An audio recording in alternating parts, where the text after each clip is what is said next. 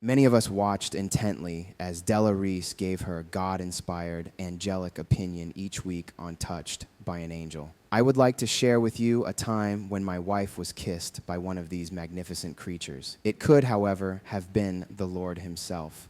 She went to work as usual on this particular morning. It was a very nice day, so she decided to walk, since where she worked was not far from the apartment in which we lived. She received a call from her mother early in the day. Her mother related to her that the doctor had found that she had numerous broken bones. Her mother did not recall having fallen or bumped anything with any great force. The breaks or cracks were particularly in the hip and rib areas.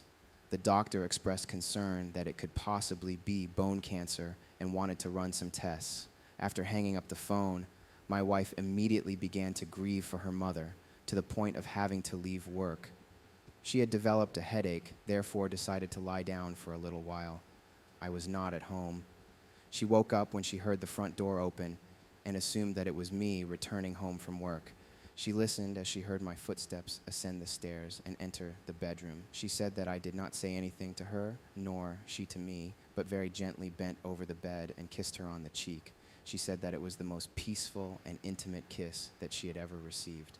She immediately felt a peace rush over her and knew in her heart that everything concerning her mother would be okay. She drifted back to sleep, thinking that I was downstairs. She woke up again when she heard the front door once again open and shut. I again ascended the stairs and found her awake, but still lying in bed. With a smile, she asked where I had gone. "What do you mean?" I said, "I just got home. I never get home from work until about 5:20 p.m. But you came upstairs about an hour ago and gave me a kiss on the cheek." "It wasn't me," I said. "It was you." She said, "You had on the same clothes that you have on now." "It must have been an angel," I said, "or maybe Jesus himself." This happening reminded me of the time Peter's friends were praying for him. The angel released him from prison, and he came knocking at the door. Rhoda came to the door, and in excitement didn't open it but ran back to tell the others. They exclaimed that it must be his angel because Peter was in prison. We do encounter angels probably more often than we realize. They can take on any form they choose, as can the Lord. She left for an 8-hour drive because she wanted to be there when her mother got the results from her tests. She and her mother picked up the envelope with the test results and were to take it to the doctor's office. My wife was an RN and could probably read the test results. Her mother asked if she would. My wife replied, "There's no need. Everything's going to be all right." And it was. There was no cancer, just some deficiencies that could be remedied. This was not her first encounter with angels. She had been defended by one or more in Texas when I was working on my master's degree. She had been working the evening shift at a hospital in Fort Worth when, on her return home, noticed from her rearview mirror a carload of men approaching her vehicle very quickly. She immediately knew that they were going to ram her truck from behind. They rammed her a total of 3 times until the truck she was driving finally stalled. She began to pray intently. The 4 Hispanic men got out of their car and proceeded toward her truck. She tried locking the doors, but the old 1971 Chevy truck door locks were just too rusty to work. The hospital was on one of the most dangerous streets in Fort Worth. There was nothing open that evening but beer establishments and the like. There was no traffic due to the late hour and no one to come to her rescue. As she continued to pray and gaze into the rearview mirror, she suddenly observed panic upon all of the men's faces, as if they had seen something that struck fear in hearts. They took off in all directions, leaving their own car in middle of the road. She sat there motionless for a few minutes, thinking that a police car had approached, but there were no cars at all on the road. Anyway, whatever they had seen came from the direction of the truck. About 10 minutes later, a man stopped to help her and went into one of the beer establishments to call the police and me. I got there before the police did, but an angel had gotten there before anyone and had delivered my wife from danger. Are not all angels ministering spirits sent to serve those who will inherit salvation? Hebrews 1:14.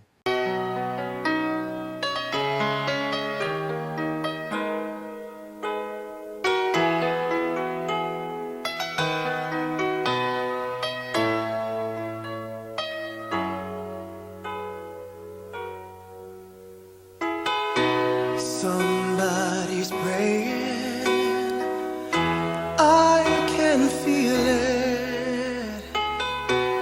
Somebody's praying for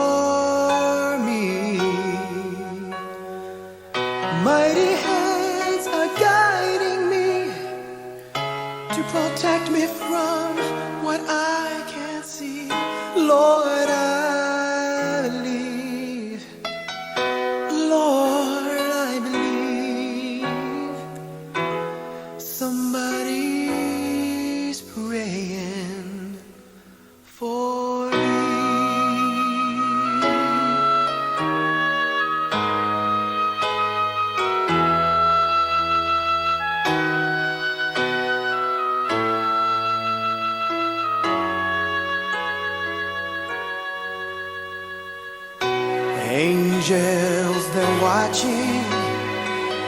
I can feel it. Angels, they're watching over me. Weary miles ahead till I get home, yet I'm safely kept before your throne. Lord, I believe.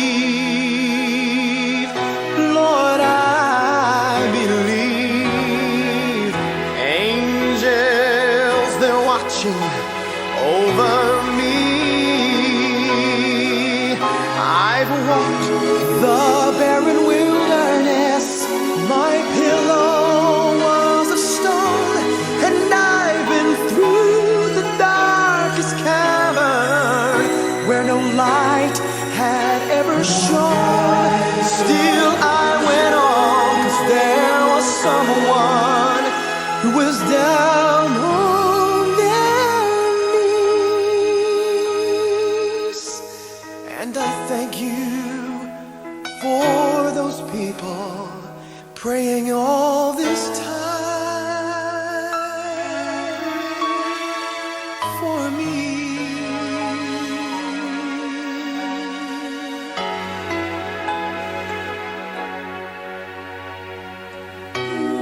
Somebody's praying, I can feel it. Somebody's praying.